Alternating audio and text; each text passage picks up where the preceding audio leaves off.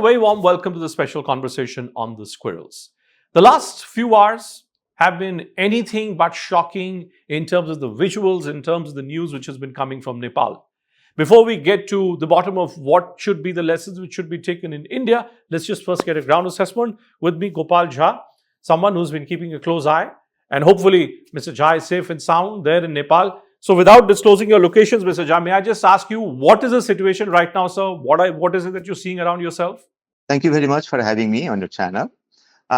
First of all, I would say the situation looks normal, but in reality, it is not, because the tension is still there.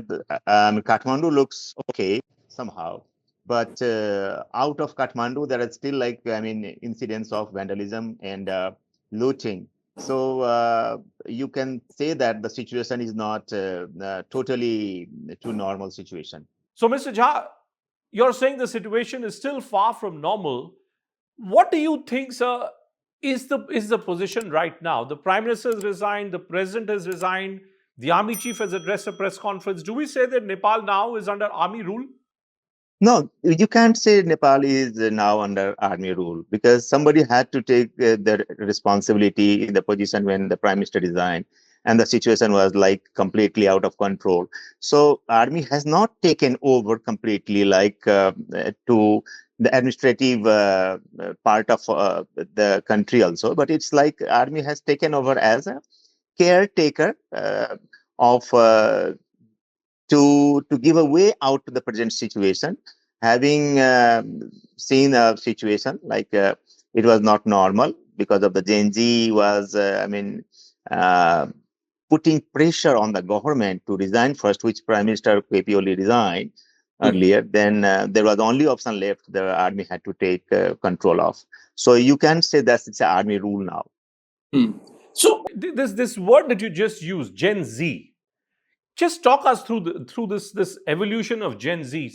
The pictures, at least, that I've been looking at, Gopalji, they seem to be suggesting that from middle-aged protesters to school students to college students, everyone seems to be using this term Gen Z. How is it that Gen Z suddenly got so upset, so frustrated with what was going on in Nepal?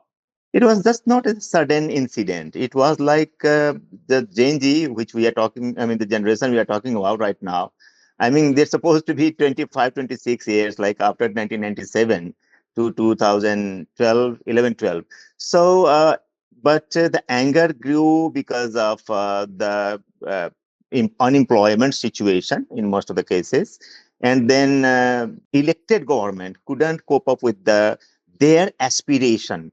For last 1.5 years, you see, there is uncertainty. There was uncertainty everywhere. No employment, no situation improving. Infrastructure was not, expediting. It was like very slow, and then irregularities, corruption cases. So that created a big frustration in this generation.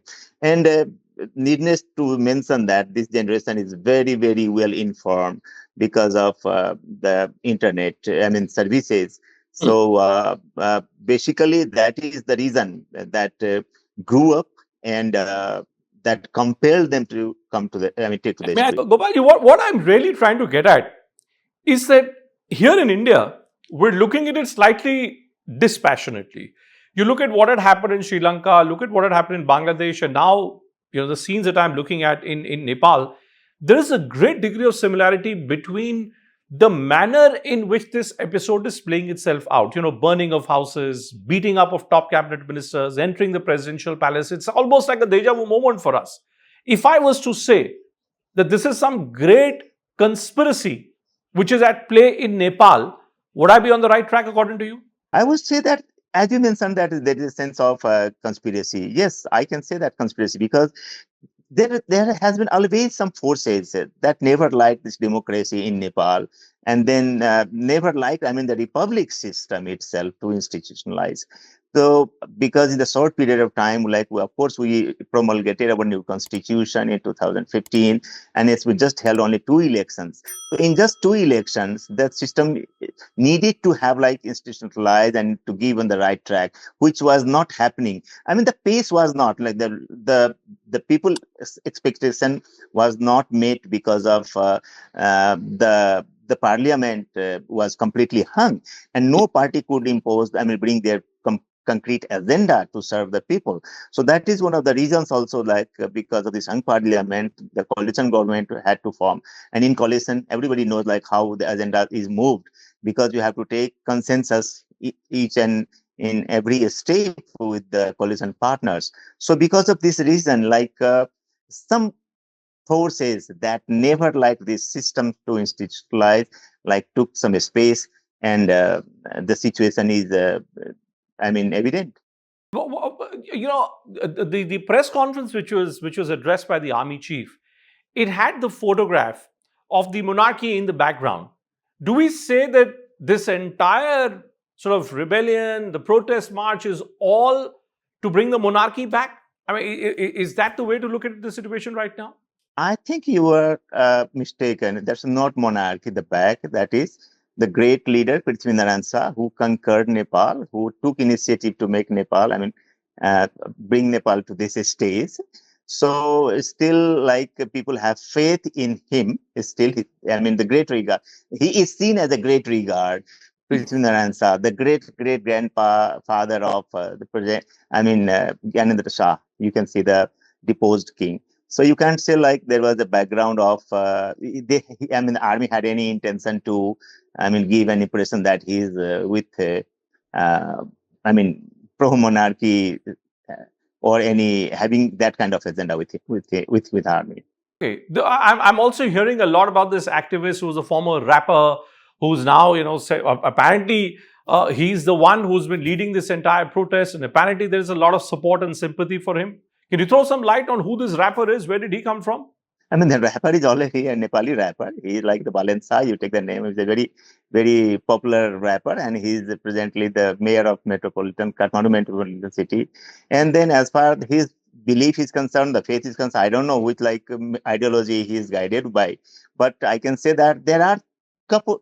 Has always some people like who still believe in monarchy, or believe to bring monarchy back, but that force is now not the in that position to put bring monarchy back to position. In your assessment, Gopalji, where does Nepal go from here? Look at the volume of Chinese investments, whether it was in Nepal, look at the volume of Chinese investments in Sri Lanka, look at the volume of Chinese investments in Bangladesh. All these three countries have seen regime changes in not too distant a past. Is there some thread between the larger geopolitical pattern which is now changing? Look at what Donald Trump is, how there is this tariff war which is playing out between India and Donald Trump on one side. I'm trying to understand from you, is this really just an organic protest, or is there something more to it, sir? I would rather like to say it was an organic protest, because of the background of the government was not stable. It's been like 2.5 years, almost 3 years, like since election was held. But the government, like the political party, was unable to give stability. Of course, we had 1 year, the government from last 1 year, there was a sense of stability, but even that also didn't work. The expectations of generation, which you say Generation Z, was, very difficult to meet. And meanwhile, the government banned like social media, through which they were earning some money, and they were connected to the entire world. They couldn't bear that. So these are the things, like basically I can say that's organic. But from within the country, there has been some sense of infiltration in the movement that cannot be denied. Okay.